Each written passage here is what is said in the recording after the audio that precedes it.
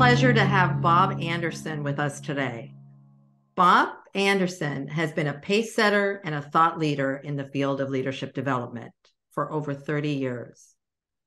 He is the co-founder and chief knowledge officer of the Leadership Circle. He is the co-author of 2 books and the creator of the Leadership Circle Profile, a 360 leadership assessment used in organizations around the world. And if you've worked with me, you'll know that that's the assessment that I always use. You're in for a treat today, because if there's anyone to talk to about leadership and leadership development, it's Bob Anderson. He has influenced my own work and in the executive coaching work that I do in more ways than one. So it's such a pleasure and an honor to have you today, Bob. It's a great pleasure to be here. So before we even get started, I'm going to ask you the same question I ask everybody before we get into it, is just if you can just tell us, I think there's so much learning in the journey. If you can tell us a little bit about your journey and how you got to be where you are today. Well, we don't have enough time for that whole story. I actually started in high school, attended a retreat in high school that blew me away. Both the spiritual aspects of it and the group, the power of what happened in the group just blew me away. And I began to pursue that. I studied economics and business, didn't know how these were going to come together. Ended up getting a master's in organization development, and then had the good fortune early in my career being working up close with some of the real thought leaders in our field and being mentored by them. Peter Block, I worked with Peter Senge's organization. I worked with Clay Lafferty, who, if you know his human synergistics assessment, you'll see the influence on the Leadership Circle. These were close mentors for me and really apprenticed me into this work. I began to see an integration across the leadership literature. If you look at it at one level, it's a random collection of really great stuff, research, theory, models, and so on, completely unintegrated. And I began to see, if you look deeper into it, these different language systems, but here's the underlying meta model of how it all integrates. And I worked that for 15 years or so, and then built the Leadership Circle Profile. Yeah. Played with that with some of my clients until it road tested well, and then stepped out to create the Leadership Circle. I was broke along the way. I know what it's like to have more debt than you have equity. And it's grown wonderfully into the world. So that's the story, really. Wow. Great story. So let me ask you this. Obviously, I love the word integration that you use, because that's I think the essence of what you're talking about and what you do. And when you looked at leadership and you look at leadership development, how did it all come together? I mean, what would you say is that secret there in terms of the model that you came up with? Well, I question whether I came up with it or it came up with me. Mm-hmm. The real secret, and part of what I really am interested in, especially now, is the essence of the creative process, how creators create things. And a lot of it came in intuitionally. Mm. And I've had a long, deliberate practice with intuition. And there are times I can remember walking on a beach in Hawaii where I would walk with a dictaphone.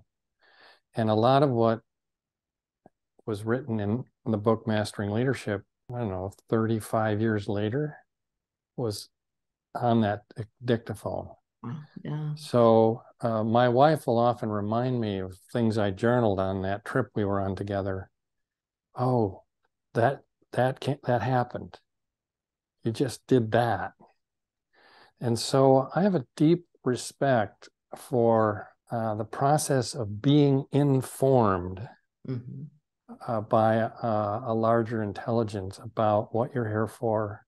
I just interviewed Federico Fagin, the inventor of the microprocessor. He's credited with inventing the first microchips and then took it to Intel. He was quite precise about his own creative process, especially now because he's had his own kind of interest in consciousness and just published a book on the physics of consciousness. Oh, wow. And how consciousness emerges in the physics of the quantum field. And he's very precise about the role that intuition plays, the sudden breakthrough and seeing the whole thing all at once, and then taking sometimes years to unpack what you saw in that moment. And so, yes, there was a lot of study of the different bodies of work and sort of rational integration, but there were also a lot of moments like, oh, of course.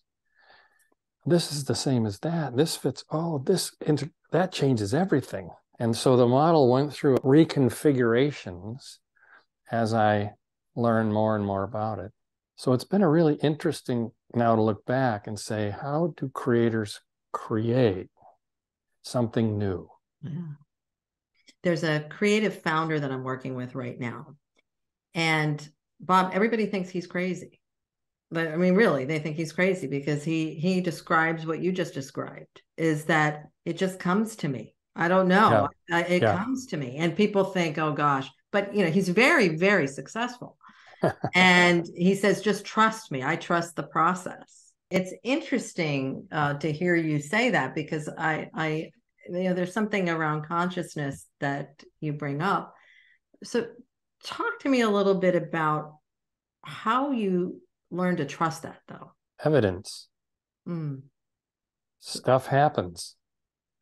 I get a download. I write it all down. I don't understand it.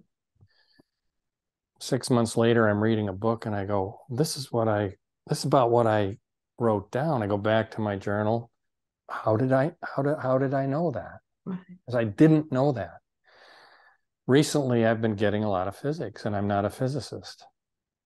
And it's the new area of inquiry for me.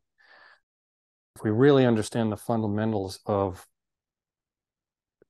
creation, of the field that we all are, and that's emerging everything, how does that inform us about how to be more effective? And so I started writing down physics. Then I'm like, I have no business writing this stuff down because I don't even know if it's accurate. Right. Well, 4 years later, in a lot of intense study, I go back to it and I go, it was all precisely accurate. There's a kinesthetic feeling about something that lands in you that's just, that you know. And we've all had that experience, even in simple things. I can't remember. I feel like I left something behind. What is it? Is it this? Is it this? Is it this? Oh, I forgot my camera.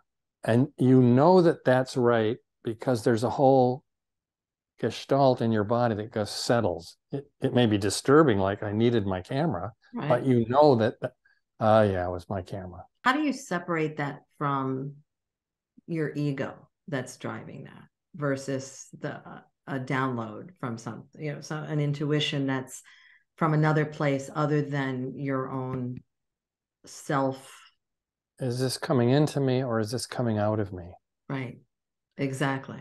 And I actually don't know. I experience it and talk about it as a download, but I've had others suggest that no, you might be better off realizing that this is coming from you.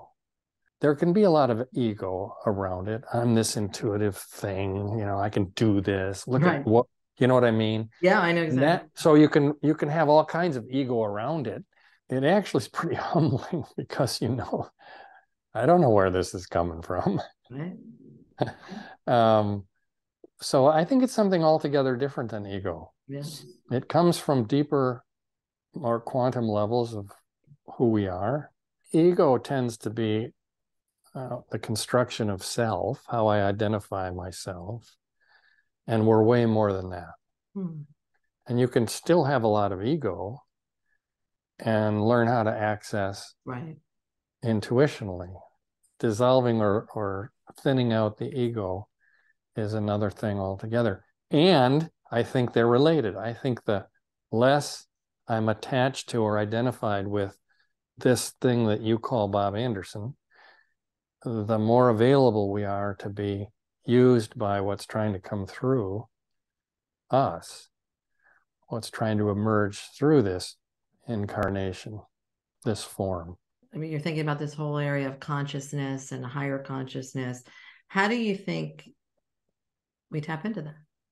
Well, that's also really interesting because we know how. I spent 4 years in an intensive energetic healing school in the 90s. There was a school all about how do you open up higher sense perceptions and then be able to work within that very precisely. Anything that brings greater coherence to the whole system ups your ability to kind of tap into the field more. Bob, you're a realist, and I know you've worked with enough leaders over the years that you see the environments in which leaders work in, the organizations that we work in. They're pretty linear on some level, right? Pretty results oriented, goal oriented. You do this, and then there's an achievement orientation that what's the word I want to use? Provokes, I guess, or inspires protection, safety, reactivity, all of the things that you talk about. And how do you overcome that? How do you move past that when you're operating in these types of systems that reward you for being a little bit more reactive? I don't try to overcome it. Where we kind of dove in here is, so we're kind of targeting this, what we're calling integral leadership work. I actually call it unity-informed integral leadership. So it's informed by a larger, more inherent unified field or unity, inherent unity. Our move into that is targeted more at really high creative leaders, very effective leaders that are not so much working that terrain from high reactivity to more creative leadership. That's a different body of work, I think. Yeah. And I think you meet people, any organization and leaders, here's where they are, here's the work they're asking for and needing. And so most of the work that's happening now is organizations saying, in order to thrive in the kind of complex, volatile, disruptive, we need to be more innovative, we need to be more agile, we need to be more engaging. All this language we put around our transformation efforts. What we're hearing from our clients over and over is, in order for the organization to play like that, to build its processes and systems and leadership around it, we have to move from this high reactive, high control, top down, relatively unsafe work environment to a very high creative, purpose driven form of leadership. We call it reactive to creative. It's foundational to building that kind of culture. That's the shift that most organizations are trying to work themselves into. And it's critical. Do you think that we can actually really access that in the organizations the way they exist today and use that? I think so, yeah. Yeah. I mean, if you look at the very end of the book, Isaacson's book about Steve Jobs, he defined as his genius his intuitive capability, his ability to somehow know what was next, or, and people were like, really? What, iPhone? Or right. He also had what was called a reality distortion. He talked about it, a reality distortion effect, where they did the impossible over and over and over and over. We got to get from here to here. We don't even have the technology available to do that. And we're going to do it by when? Right. And they would consistently do it. He had this intuitive capacity and this ability to generate a kind of field around him where magic seemed to happen. I'm doing these series of taped interviews, leading neurologists, worldwide acclaimed, especially in stroke care. He's been a pioneer in understanding strokes and stroke care. He starts this book by saying, the brain is not responsible for consciousness, nor your thinking. I love it. Yeah. And this is a leading neurologist, and he describes his own, he calls them thought balls, where you just get this whole, and he has a very beautiful story about two very thoroughly researched bodies of work about strokes. They contradicted each other. One said, if it's 10 millimeters, no problem. The others, when you looked at autopsies, 7 millimeters was the average size. So this, both thorough, didn't make sense.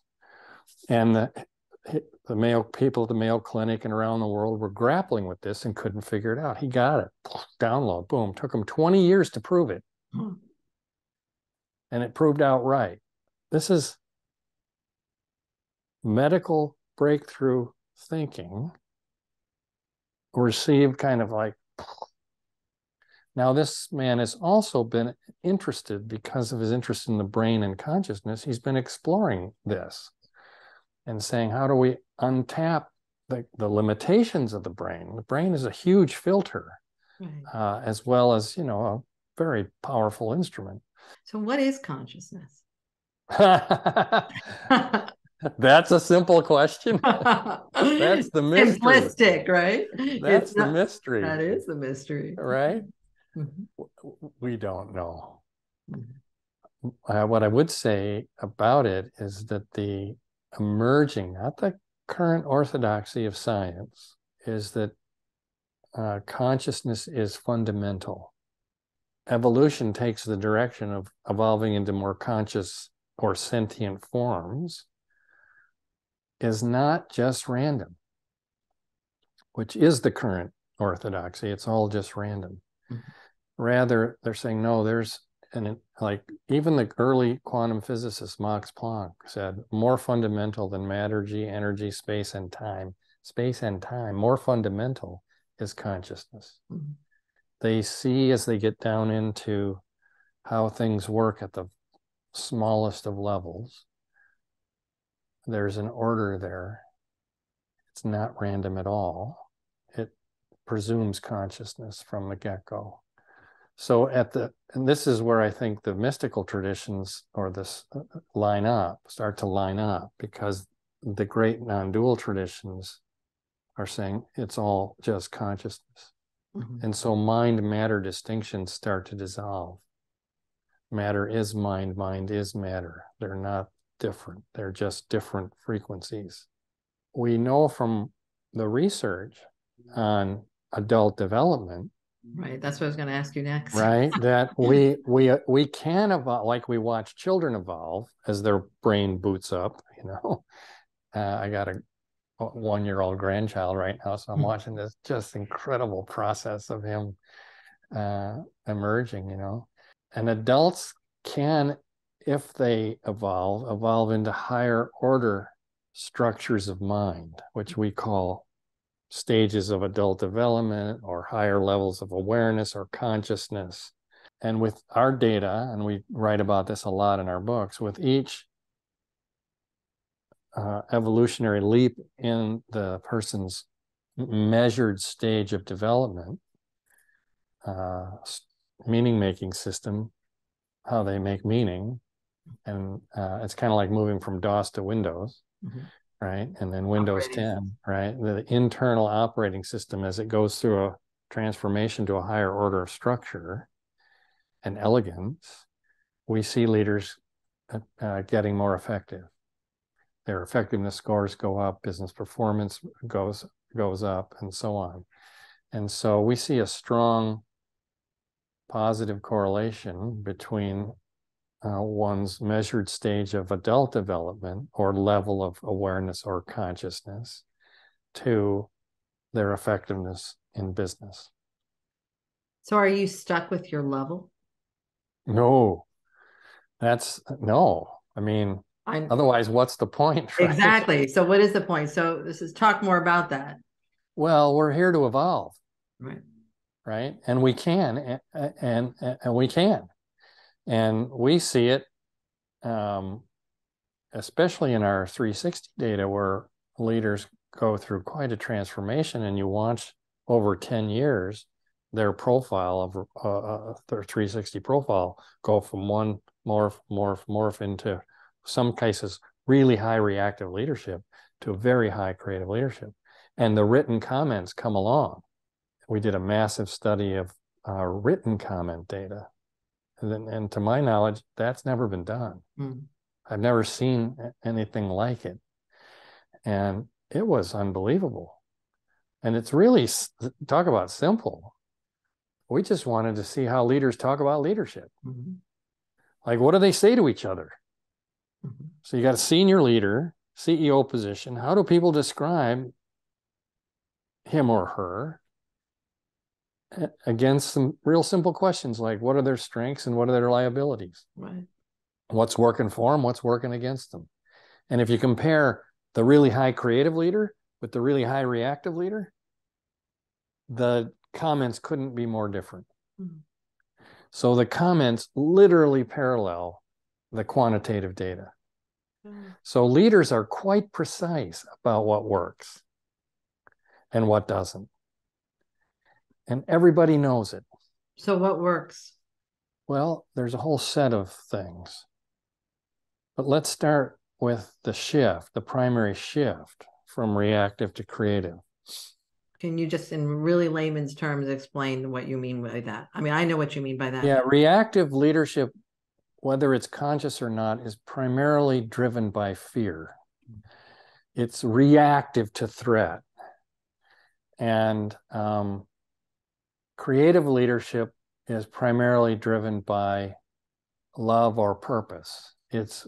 One is trying to remove things from being, get rid of problems. The other is trying to create desired futures. That's really simplistic.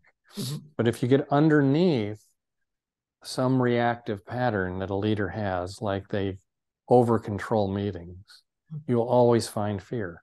They're threatened by something, like if this meeting doesn't go well, that's not going to look good for me. Right. Not going to be good for my career. I need to step in here and take over and make sure things happen the way that I want them to happen. And there are times when that's really necessary. And there are times when that actually gets in the way of the group's creative process or learning process. And so reactive leaders are running more than they know from fear. And the underlying operating system is what we call outside in. In other words, you define me. My sense of worth is in your hands. I'm okay if you see me as a high performer. I'm okay if you see me as brilliant. I'm okay if you see me as agreeable, loyal. Now that I'm so agreeable, will you give me what I want? It's kind of and to the extent that we're operating that way, and most adults are operating with that as their primary operating system, it gets us only so far. We come into adulthood, we build our careers there, it's often very ambitious and so on, and then it reaches limits as things get more complex, especially if we're successful, when we get into higher positions and more complex roles and bigger challenges. That operating system just gets outmatched. It's not bad, it's just outmatched. And so you asked, can we grow? Can we move on? Are we stuck with that? No. But the work is to see it. I have to begin to see that I'm caught in this illusory system that you define me. And that's very self-limiting. I got onto it fairly early. I was at director level, and they were the problem. And then we did a survey to fix them. Let's do a culture survey and show how screwed up things are around here. And we get the results back. Sure enough, they're screwed up. They're the problem. Then I look at my results, a part of the organization I managed, and it was mirror image the organization's results. I was the problem. And that started a fairly deep inquiry into what we call now in the leadership circle profile, complying. I didn't have that then. I didn't even know I was the problem. But as I started to learn with the help of others into that, I woke up, or one night I was just reading and I had this epiphany. Oh, they're not the problem. I'm the problem. I want to lead. I want to be a force for change in the organization. And I got to have everybody like me all the time. All the time. Like, to lose credibility for a nano, to have some, especially higher ups, disappointed in me for a moment, not okay. So I was always managing how they were seeing me. And you can't lead from there. And that's just one form of reactivity. Its strength is I'm relationally oriented. I'm good with people. But if I identify with that, if that's me, then you have to see me a certain way. Then I run into limits, right? You have to see me as this nice guy. Doesn't work. So one step in the process is dropping down. It's like equaling up. You have to go down to go up. There's like the physics of it. And as you start to see that, as soon as I saw that my worth is in your hands, there's an assumption in there that goes something like, my worth equals your approval, which is not true. It's fundamentally not true. It made sense when I was growing up and hard things happened to me. I created a strategy to win approval. That made good sense. Now I'm reaching its limits and I'm starting to see it's a false conclusion. And then the question emerges, what would you do if you could? What would I do if I weren't so worried about what you think? What would I say in this meeting if I wasn't managing my credibility so carefully? If I wasn't playing from fear? If I said what is, I think, in the highest interest? And how do I get good at saying that in a great way? In a good way, right? You know, I mean, they're tough conversations, but you can have them in a great way. And that opens up creative leadership. It's now about how do I author myself rather than be authored by others? How do I step more into my own power, creativity, vision, and lead from there? Somebody else could come at the same thing from I'm always running the show here. Well, what would my worth is around my results, right? So now if I let go of results and really trust the team, that's terrifying, right? So you can come into this from any kind of different assumption and behavior pattern that's reactive, and we map that out. But the move is always from fear-based, but deeply seeing underneath it, so unraveling it at its core, and then all this energy that's tied up in that frees up in the form of, now what do I really want to create and do with this, all this power and energy? And so we become much more authored around purpose and vision and creating futures that matter. And so you say, what is this creative leadership? It's primarily, like it's Harline in the martial arts sense, is purposeful vision. And that's what's compelling. That's what's pulling me forward. And you see the great leaders then creating alignment around a common sense of what's important to all of us. And that becomes the vision of the future we're going to create together. They act with high integrity because now they're realizing that I have to embody that. I have to act that out. I have to be a model of that in every meeting. So I'm working on self-leadership. How do I show up in every moment in a way that opens up possibilities for what I'm trying to create rather than closes them down? Yeah. And so this kind of high integrity, authentic, purposeful, highly relational, high integrity leadership is what we saw in the written comments. It was all through the written comments. Wow. Now, what would you say to people who are listening to you and thinking, yes, Bob, and the fear is warranted in an organization? I can lose my job, I can lose my livelihood, I've got a mortgage to pay, blah, blah, blah. And so I need to make sure I protect myself. I need to make sure that I please others, et cetera, right? I mean, that the reality of what people say. I would say that's also real. Mm. You can get fired. You could lose your job. As a consultant, I had to face that. There, I come in, I'm supposed to sort of assess what's going on. And there were meetings that, as I prepared for them, I would get clear with myself. I'm willing to lose this client, even though it's a very important and big opportunity. If I hedge my bets, I have just as much risk as if I don't. It's true. Right? Because they really do want the truth. And even if it's hard to hear. And if you back away, they get that too. If you soft pedal it, they get that. I can't trust you. I can't stand on you. I don't know if you got my back. And so this is where real mastery comes in.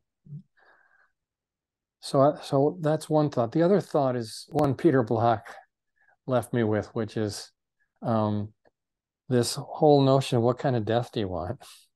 Do you want the quick death of I'm fired, I got to go find a new job? Or do you want the long, slow, agonizing death of having your integrity chipped away at day in and day out? That's a miserable death. You lose yourself in that death. The other way, you can land on your feet and go on to create, more of what you want.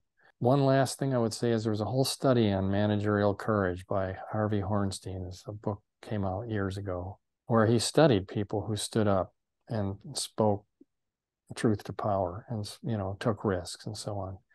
And he came to the conclusion that, yeah, some got fired, but mostly you were fired not for what you had to say, but for how you said it. Yeah. That if I stood up and blamed you, if it was blaming, undermining, arrogant, harsh, and versus taking on the issue, then you got fired for those things, blaming and so on. So if you had a reactive way of showing up, it didn't work very well. But if you had a really high integrity way of showing up, you were either ignored or good things happened. So it's a crapshoot. Yeah, great points there. So you've mentioned the word mastery. How does one master leadership? How does one become a master? Well, the way you master anything is practice, practice, practice, practice. What I'm describing is a daily practice. I was with a leader just last week, and we were actually playing around with some of this intuition and stepping into different frequencies of the field and so on. It was I was experimenting and with the edge of what I'm trying to learn. And we were working with an energy that's used a lot in martial arts. And he's a martial artist. He's karate and doing karate with his younger son. And so we were dropping into the hara energy, which Aikido moves around in the martial arts, work with this energy a lot. and he dropped in. He was, and the backstory is he was embroiled in politics. I mean, people can't understand why he's so successful, and they're constantly trying to undermine him and chip away or tell him how it should be done and so on. It's just constant. And he came into the whole session with all that brewing, and he dropped into this hour line, and he knew instantly, from here they can't hurt me. I can love them from here. They can't hurt me. And he talked about that, and I looked at him, I says, well, you'll be practicing that the rest of your life. He says, I know. That's a lifelong practice. So I think this process we talked about of getting underneath my fear and sort of seeing it for what it is a lifelong practice. The constancy of focusing on what I really want is a lifelong practice. Getting really good at difficult conversations, I'm still working on that one. And it's a constant practice. So how I show up more and more present with my, like one of our clients says, leaders bring the weather. Mm-hmm. Right? Well, that's a very fun and playful statement, but everybody knows it's true. You know right away what the weather is when the leader walks in the room.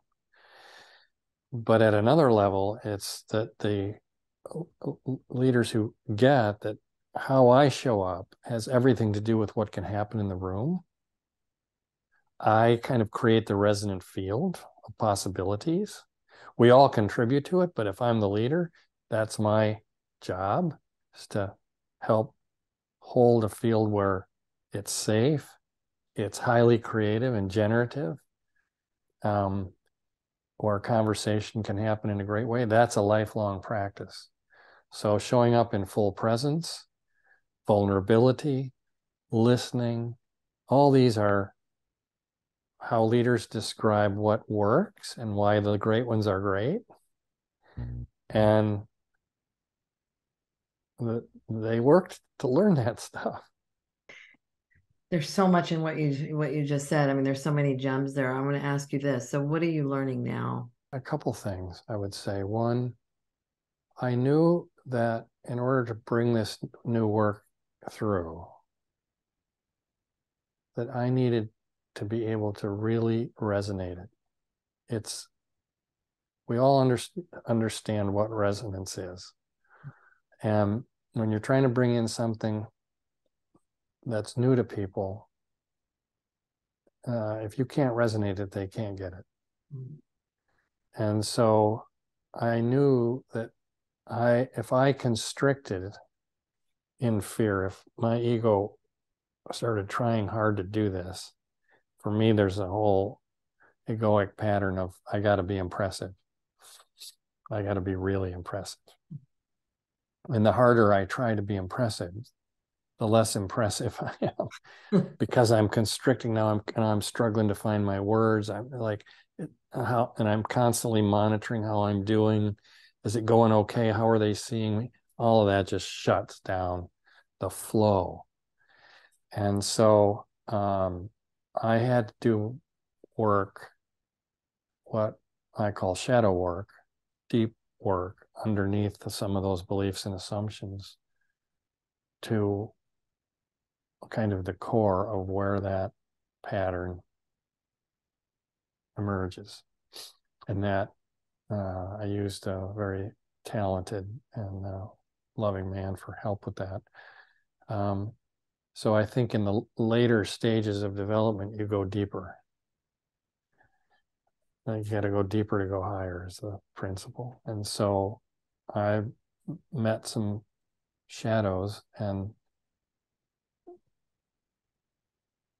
lo and behold, I'm less caught in having to be so spectacular. It's just like, okay, I could still get caught in it, but not as long and as intense. The other thing that I'm learning is that it's how to say it. Who we are is too good to be true. Who we are, we recoil from. I'm not that. I'm not that. I'm not all that. Expand. Yeah. Especially as you start to open into some of these deeper dimensions, you start to get glimpses of the extraordinariness of what a human being is. And it's not what we've been taught. And so it confronts everything about my limited self-identity and so on. And it's a really interesting process of recoiling from the highest aspects of you because they contradict your current, more limited self-identity. Mm-hmm. So I'm meeting that edge. So I don't know if this is right, but I'm sort of meeting a threshold on a higher edge, and I'm having to go deeper. So it's this kind of it's a release. It's yeah, a release at the same time, right? In order to go to rise higher. Yeah. So what's next? I don't know. I'm on the ride. There comes a point in the stages model. We talked about being authored by others, more authored by others than authored by self. Moving into self-authorship, which is a really important move to take accountability and responsibility for creating your own future and accountability for the results you're getting in your life. That's a really important move. Only about 20% of adults fully make that move. And then as you move beyond that into more integral, what we call integral, what Bob Kagan calls self-transforming.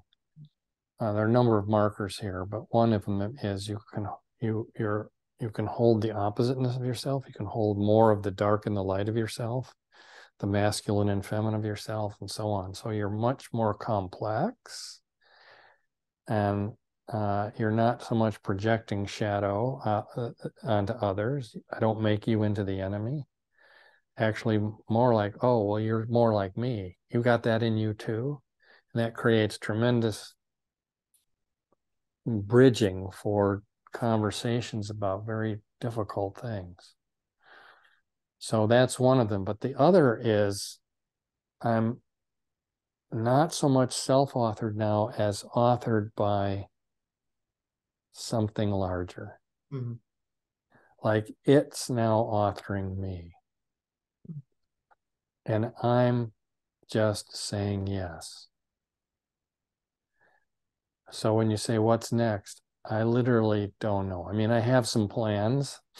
Right. I have some ideas, but I'm following it. And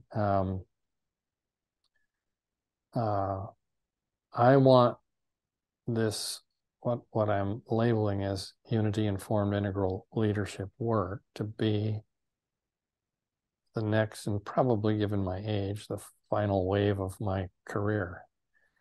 So I'm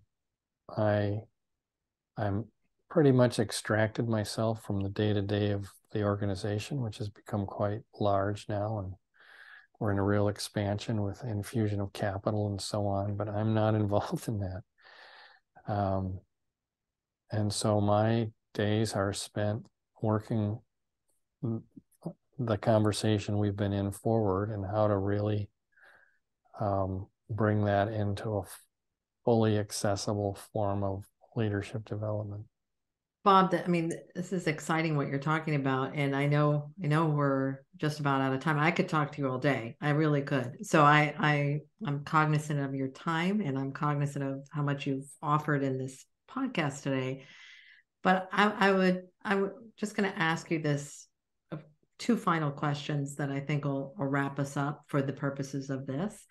And the first question is, given where we are as a society, and given where we are as a humankind, right? Because I think Yeah, we're talking yeah, bigger as you yeah. talk. Do you think that from the consciousness levels where people are now that we're ready? No, Mm. we're not ready. No.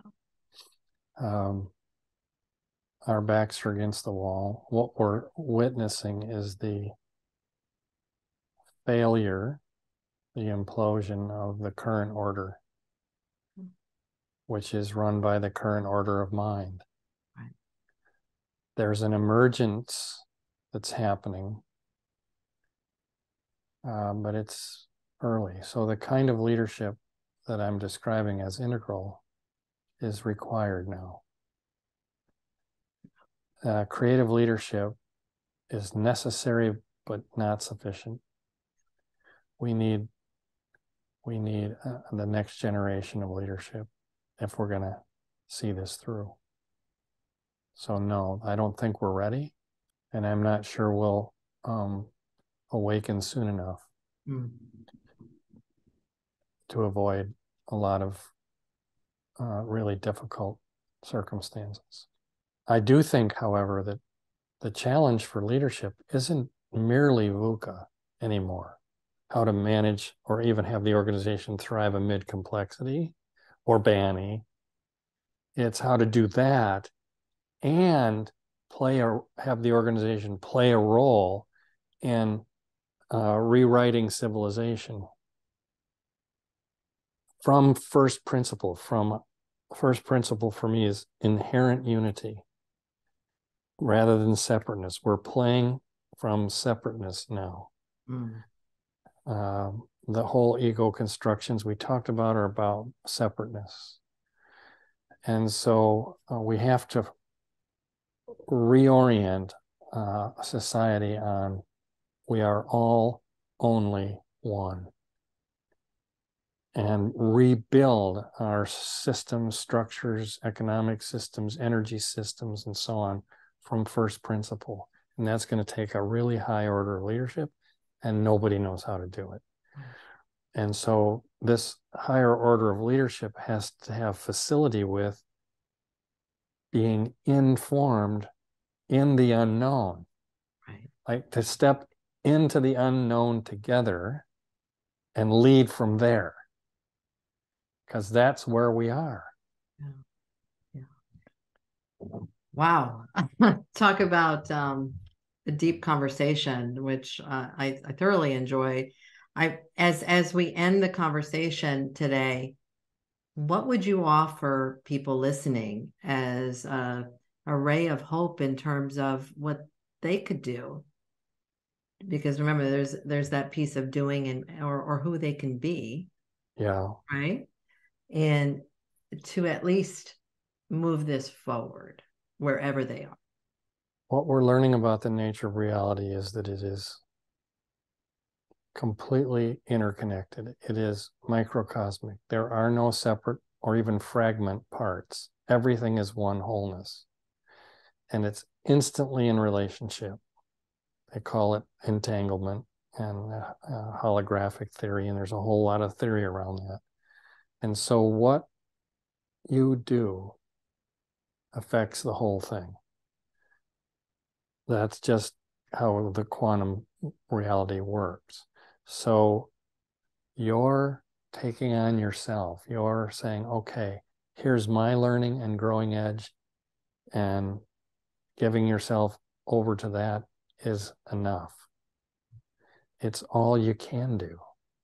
And then what we see great leaders do is scaling effectiveness into their organization. So how do I get the team on a developmental journey and then systematize that to the organization and create the conditions in the organization where people can grow and develop, and we can have really good conversations about what we're going to create together and how that can impact the world in a bigger way. We're working with a client now, Syngenta. They have completely reoriented from a company that has done a lot of damage with chemicals in the world, to how do we, as a major force in agriculture, contribute to the regeneration of the earth and its ecosystem, and the reforestation of the earth through better agricultural practice. That's a complete turnaround. They're working with climate scientists. They're working with, a whole battery, and they're serious about it, and they don't know how. So you can start wherever you are, and it matters. By pursuing your vision, you're contributing to the whole. Start wherever you are, and it matters. I think those are great parting words to end this discussion today. I can't tell you how grateful I am for you to be on this show today, because you have such words of wisdom that we only tapped a little tiny portion of it today. So thank you. My great pleasure. Thank you for asking.